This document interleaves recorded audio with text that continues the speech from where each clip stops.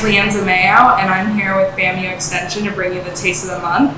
This month we're going to be making sauteed tomatoes and beans. So what we're going to do is start with washing and drying our hands. I've already done that, so we're good to go. The first ingredient we're going to use today is olive oil. So you want to make sure you have a large pan, and you're going to turn it to medium-high heat. And go ahead, this is a tablespoon of olive oil. I've already measured out, so we'll just put that right in the pan.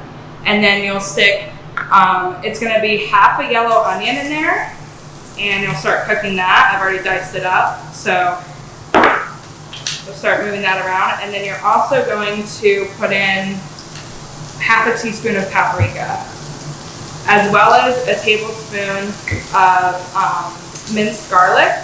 Now, if you don't want to buy a clove of garlic and mince it, that's fine. You can buy pre-minced garlic already, or you can use something that I like to use, and it is this garlic paste. So any of that works. If you're going to use the garlic paste, it's just a tablespoon of the garlic paste, which is equal to about 1 clove of garlic. So we put that in the pan as well, and we'll let that saute. It's going to saute for about 5 minutes or until the onions are soft. The onions and garlic is all soft, so we can add the tomatoes and the beans in there. So I'm just going to mix around that garlic so it's all in there with the paprika.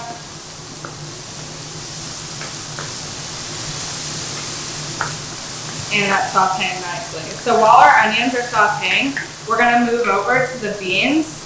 You're going to want to get white beans. So this is a can of white beans. And there's a lot of stigma around using canned vegetables, but there's really no problem. Some people talk about the sodium content that you might find in canned vegetables, but a really easy way to combat that is just to stick it in a strainer. So that's what we're going to do. We're going to strain these beans.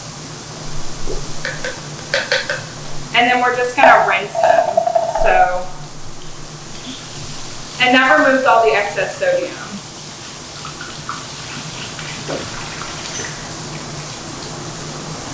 And we'll leave these here so they're ready to go for when we're finished with these onions. So this is kind of what you want your onions to start looking like, your onion and garlic and paprika. And then from here we can just move in and add in our can of tomatoes. So you're going to want to get a can of diced tomatoes, and you just stick that right in there.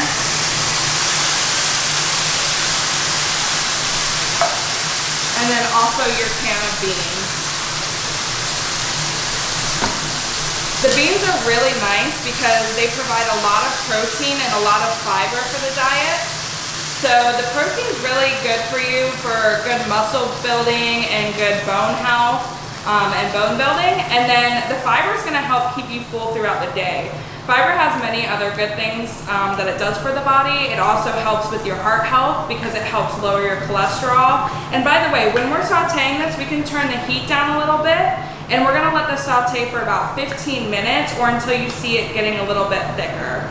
And also, I personally love crushed red pepper. If you like a little bit of spice, you can add half a teaspoon of crushed red pepper in here to cook with the meal. And if you really like spice, you can add more after as well. So when you go to plate it, but I really love the flavors that come with the paprika and the crushed red pepper in here. So like I was saying, fiber is really good. It's also good for your digestive tract, and it helps build the good bacteria within the gut. So fiber and protein found in the beans. Your tomatoes have vitamin C in it. So this is really a great pairing. And then once this cooks for about 15 minutes or until thick, we're gonna go ahead and add the canned spinach in. Okay, so now that we have the beans and the tomatoes cooked, we can go ahead and add this canned spinach. I went ahead and drained it already, so we're just gonna add that in there.